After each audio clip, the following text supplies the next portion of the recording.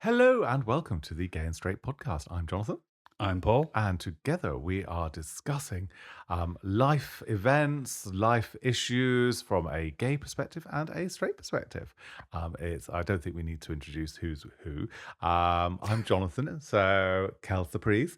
So today we have had a listener that's actually sent in.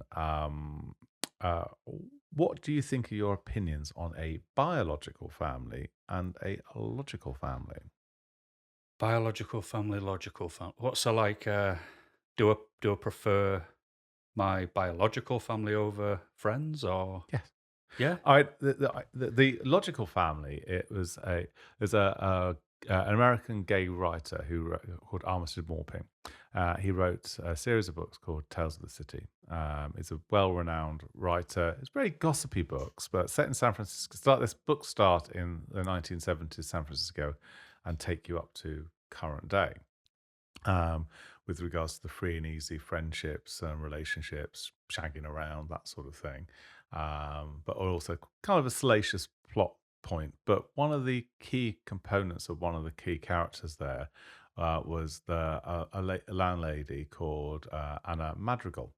And she had a guest house where basically you had a house where you had multiple apartments in it, and she rented these apartments out to all these people that she called her logical family. So rather than investing time in a biological family, which sort of you have like splintered, you have expectations to constantly be there just because you're genetically linked to someone, you can actually create a logical family. So you can create your community around you of friends, lovers, and Okay, community. And I think the logical family does hit a mark because a lot of people, when you came out in the 60s and 70s, families sort of turned the door away and said, don't darken the door again. So therefore, you had to create friendships and community for a right. logical family. Okay, so you might be then instead of spending holidays or Christmas with your biological family because Family. they've kicked you away or Yeah. whatever, then you've got this group who become family. Yeah, Right, that and makes I sense. think I say for me personally, I have biological family that I have links with, which I haven't spoken to my mother for over 10 years. I've not spoken to my brother for over 10 years. But I have got a sort of a distant auntie that I spent a lot of time with when I lived in Australia. She lives in Australia, and I have a closer relationship with that auntie than I did my direct family. My grandmother, I had a really good solid relationship with my grandmother because they brought me up. Um, but I haven't spoken to and I don't miss my mother or my brother just because they are the most genetically linked person to me. They they it doesn't hold anything to me. But then Yeah. again, I'm kind of sort of quite clear cut with that. Did But did you fall out with them, or was it just you two different and you just Um, I think my mother remembers my childhood differently to ah what it actually was. And I know she went through her lots of challenges with regards to. I mean, she basically left my father when she was 7 months pregnant, and then um, sort of lived with my grandparents, which were probably quite controlling for her, but very wonderful for me. And then she took an easy way out by marrying someone else to get out of that situation, and he wasn't very nice to me. Then my brother came along, and then so my grandparents were there for me, and they were there for my brother.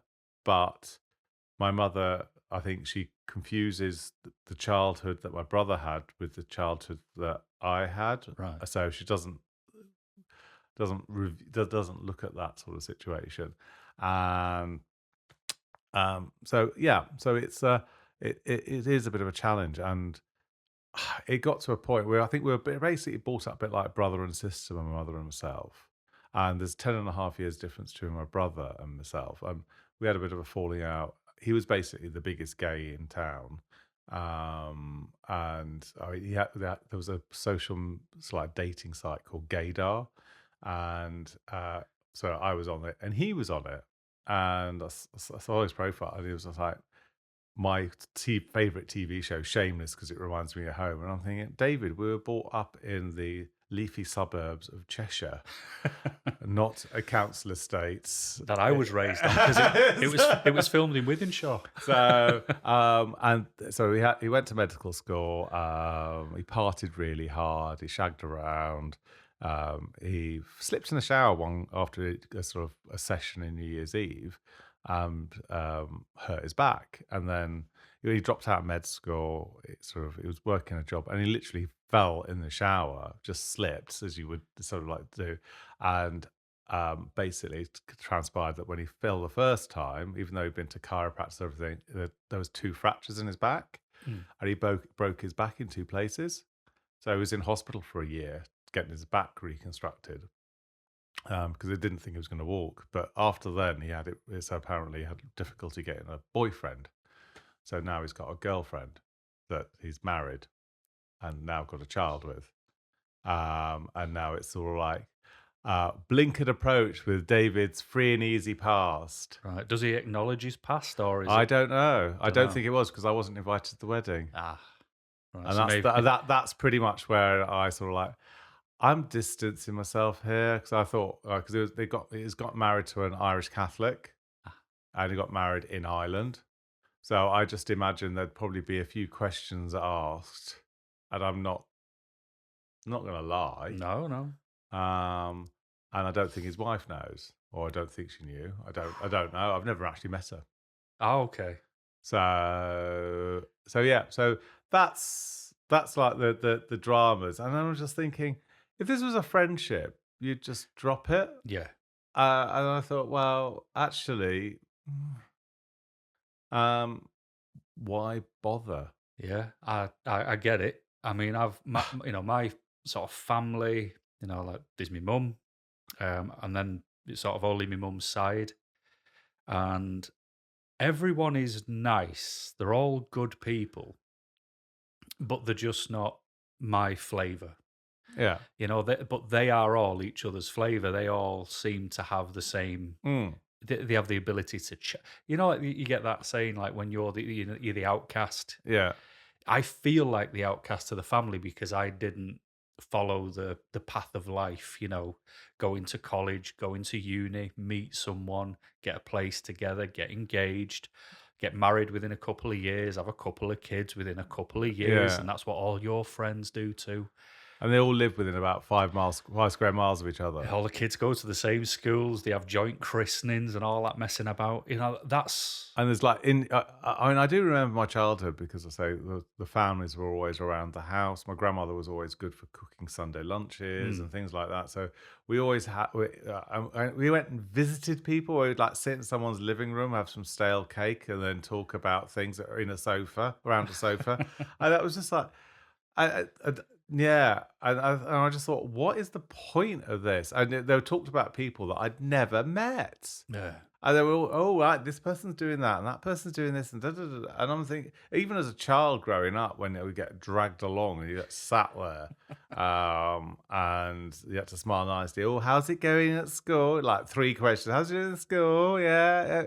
You all good? Or haven't you grown? Yeah. Yeah, that was and the then, one. Yeah. you had like maximum of 3 questions engaged with, and then they just get back to gossiping about people I'd never met and I still have never met. Yeah, that's pretty much the same. I remember being the kid doing the same, where it's, oh, haven't you grown?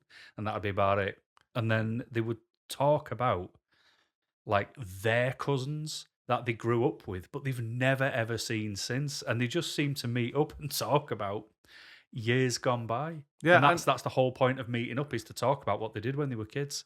So you weren't there, so you just sort of, like that'd be like me meeting my cousins, talking about us all just sitting in the same room, listening to our parents talking about days gone by. Yeah, and I think if that suits people, that's great. But I'd much prefer a logical family. When I moved to Manchester, I only knew about 3 people. I moved in April, May time, and by Christmas I had a party of about 70 people, of new people that I'd met and everything, and my social network just exploded. And I had the best Christmases in Manchester with my logical family. And the thing is, I believe it's someone's there for a reason, a season, or a lifetime. Right. Yeah. Yeah. And and I think with with Manchester, it was the season I was there because everyone's gone on and done their own thing. We've not fallen out, but we were in each other's lives for that period of time. We all went on holiday together. We spent Christmas together, having Christmas dinner and getting drunk and having New Year's Eve celebrations and things like that. But we were in each other's lives for that moment in time. We had a really, really good time. But then we've all moved on. I got married, and then sort of we took a year out. We traveled for a year. When we came back, the energy was different, and Yeah. and but that's fine. There's not a problem with that. And when we moved to Nantwich, we created another network. Yeah. But I don't. I think Nantwich is a little bit different because I think I'm not planning on moving anywhere else. But I think when I lived in Manchester, I knew it was for a finite period of time. Yeah. That's the big difference between me and you with that. You already knew people were for a reason, a season, or a lifetime. Time. I always just assumed naively that that person's your friend, they're your friend forever. I'd never appreciated that people change Yeah. because I don't really, because I paid a hell of a lot of attention to me and what I like, genuinely like, and what I don't like, Mm, genuinely, mm, what I'm willing to put up with, what I'm not willing to put up with. So you get pretty much the same level with me, whereas a lot of friends changed or dropped you mm. and it's like, why? And instead of me sort of appreciating that, it's not forever, it's Yeah. for a season or it's not for a lifetime. I mean, it is, you have it's the reason, season, and lifetime. And I mean, I've known you for oh gosh, 15 years nearly. It's coming up to that. Yeah, won't be So, far off. I think so. I think it probably well, maybe 14 years because we'd just come back from our year off, and you were writing a blog, and I sort of Yeah, we had a bit of a banter, and then I introduced you to artichoke. you did. First and last time I've ever had it. Oh, we had it a second time. Oh yeah, I had it again. but but yeah, it's but I think you have it's the reason, season, a lifetime, and I think a biological family is I I don't see the reason to be in each other's life all the time because just because you're genetically linked doesn't really make No, too much of a difference. And I mean, yeah, I don't wish ill will of my mother or my brother, but I'm not going out my way to make contact just because. no. I mean, first off, apologies if you hear me dog bark in the background. He just wants to get involved in the podcast. It's very gobby, but unfortunately, we haven't got the dog interpreter. I mean, they were No. sort of they sent us someone with does sign language, but it just didn't quite work. But he only talks to cat, and the cat really couldn't be frigged. No. So- But I absolutely do get because like I say, like with yourself, you don't wish ill will on the biological family, but they're just not my flavour. And what was happening Mm, was I noticed with the family. Now I would make the effort when I was a kid. I had this sort of Italian mindset where your family are life. yeah. And, when I would see them, I would be so happy to see them. And I felt like we were all together and that was great. It's a good connection. But as I got older, I kind of realized that I was the only one who felt that because we didn't meet on Sundays, and have everybody round at a house Yeah. and we're all getting the food. It was we'd meet at Christmas or if there was a christening or a wedding Or a death. or a death, yeah, all the time. That'll be the next time I'll see anyone. Um, so we never actually made time for each other because there wasn't time. You'd be forced together, Mm, and then that's when people would talk about the past. And I think the day that changed it for me was I was at my cousin's kid's christening. I can't remember which one of his kids, but I was sort of sat at a table and there was like three younger cousins there. I don't know them, but they're like, but I do know their dad. I know my yeah. uncle because he was the youngest uncle. And, when I was old enough, we'd go for a beer because, we didn't live that far. And every Friday, he'd always go for a couple of drinks. Mm, And we got on, and we still do get on. Um, But I've got an older cousin, and it was his Mm. kids getting christened, and it was the do for it. So I was sat on the table with three younger cousins that I don't know. The my mum and uncles and aunties were all talking about their own thing. I was talking to my cousin's wife's cousin, this guy who used to play for Man United. So I was making him buy all my drinks because he was loaded. And I was just on my way to the bathroom, and my cousin was coming out, the one who it was for. And I just said, "How you getting on, mate?" He's like, "Yeah, yeah." I said, "Hey, it'll be down to us one day, to Yeah. arrange getting together." And he just went, "Yeah," and he just walked off. And I just thought, all I wanted was a minute of conversation. We haven't seen each other for about 3 or 4 years. Just 1 minute to pass a bit of time would have been fine. And you can't even afford me that. Yeah. Like you could have said, "Oh, don't be stupid. They're going to be around for the next 20 years, this lot." But it was the just complete brush off. And I thought, do you know what?